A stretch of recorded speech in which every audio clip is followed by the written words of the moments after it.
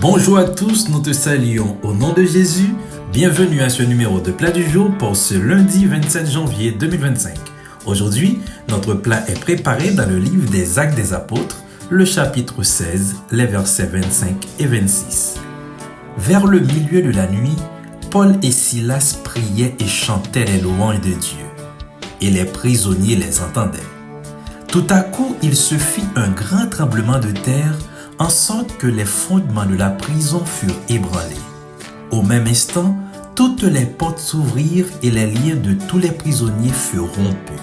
Ces versets illustrent magnifiquement la puissance de la louange et de l'adoration au milieu des épreuves. Alors que Paul et Silas étaient injustement emprisonnés, ils ont choisi non seulement de prier, mais aussi de chanter les louanges de Dieu en se concentrant non sur leur chaîne, mais sur la grandeur et la fidélité de Dieu. Leurs louanges témoignent d'une foi inébranlable, d'un regard fixé non sur leurs circonstances, mais sur le Seigneur qui surpasse toutes les difficultés.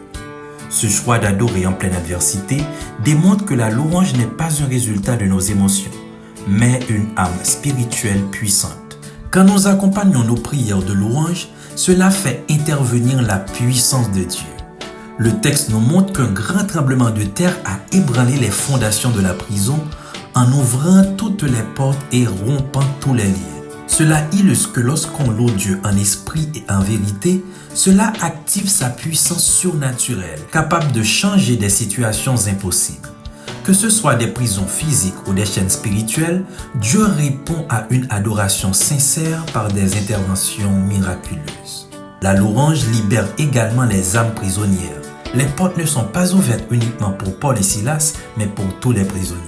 De même, lorsque nous adorons, nous devenons des instruments de libération pour ceux qui nous entourent.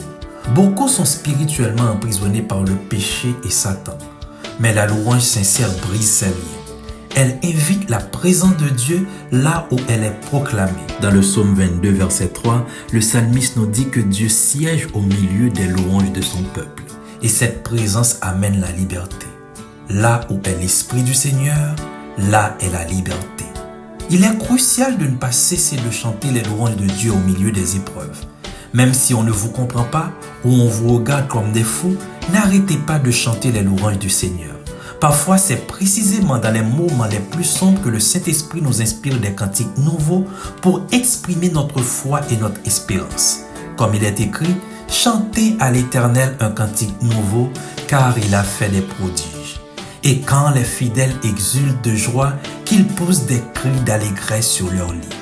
Ces chants apportent non seulement réconfort, mais aussi une puissance transformatrice dans nos vies.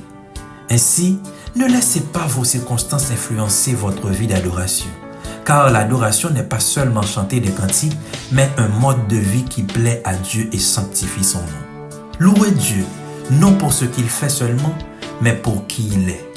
Que nos louanges deviennent une âme puissante pour renverser les murailles, briser les chaînes et proclamer la victoire même dans les ténèbres les plus profondes. Puissions-nous être remplis d'un chant nouveau et voir la gloire de Dieu se manifester puissamment au milieu de nous. Bon appétit, bonne journée, soyez richement bénis au nom de Jésus. Merci bon Dieu, vous bon moi parole ça. L'aime décourager li pas moi force. L'aime kangou, l'aime moi soif, moi supporter. Parole ça gain beauté il la donne. T'as pu pas quitter le passé au matin. Pour pas prendre rendez-vous avec moi. Ça me pas gêner.